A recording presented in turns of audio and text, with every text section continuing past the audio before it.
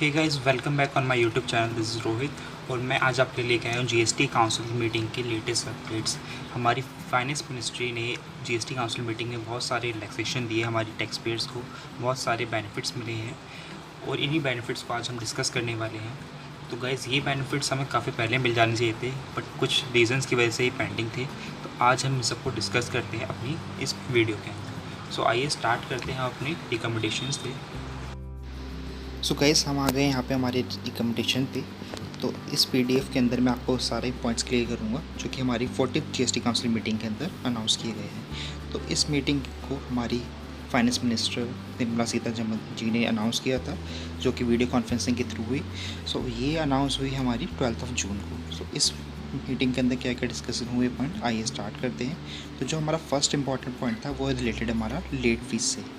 So guys, जिन persons ने अपनी जुलाई से लेकर अभी तक यानी कि जून 2020 तक, जुलाई 17 पीरियड टू जनवरी 2020 तक अगर अपनी GST 3B फाइल नहीं करी थी, तो वो अपनी GST 3B फाइल कर सकते हैं बिना किसी लेट फीस के।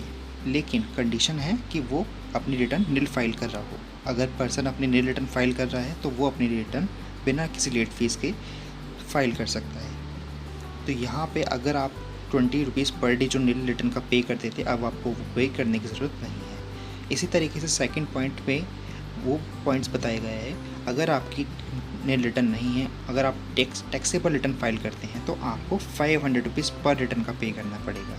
ये भी एक बहुत अच्छा रिलैक्सेशन है, क्योंकि यहाँ पे हमारी जो टाइम पीरियड था, टाइम पीरियड वहीं रहेगा जुलाई 17 से जनवरी 2020 तक।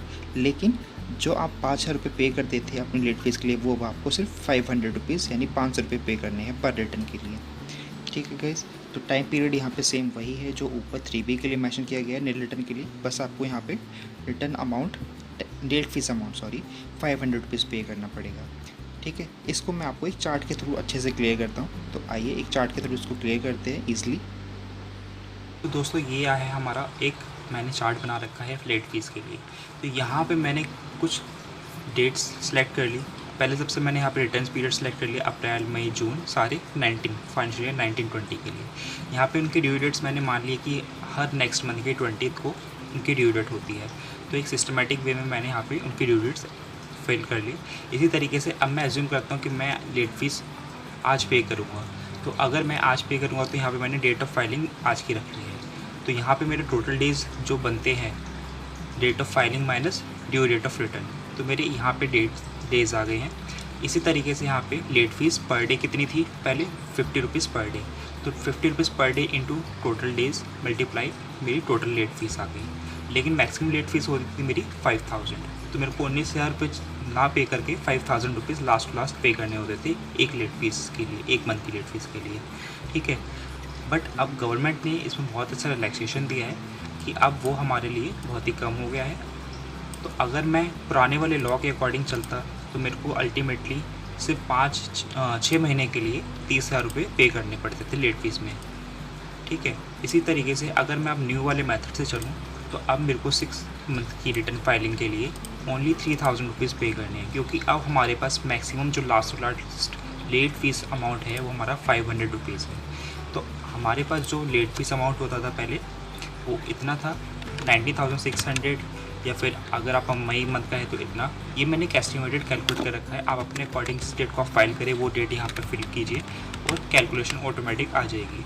तो इसी तरीके से आपने यहाँ पे लेट फीस कैलकुलेट कर ली और मैक्सिमम लास्ट में आपकी लेट फीस निकलती है 500 रुपीज़, जो कि अब रिकमेंडेशन में आ चुका है। बट अभी देखिए, ये रिकमेंडेशंस आई है, तो अभी जब तक नोटिफिकेशन या कोई सर्कुलर पास नहीं हो जाता CBSE के थ्रू, तब तक ये हमें अवेलेबल नहीं हो पाएगी।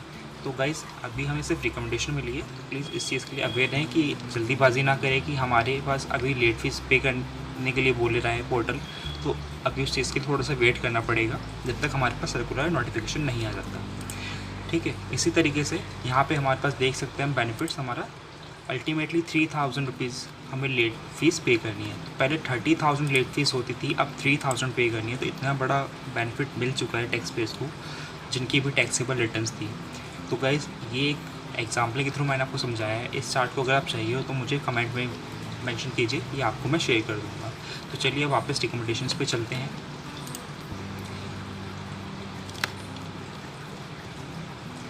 सो गाइज़ यहाँ पे हमने अपनी लेट फीस के बारे में जान लिया है। अब हम आगे पॉइंट डिस्कस करते हैं ड्यू डेट्स।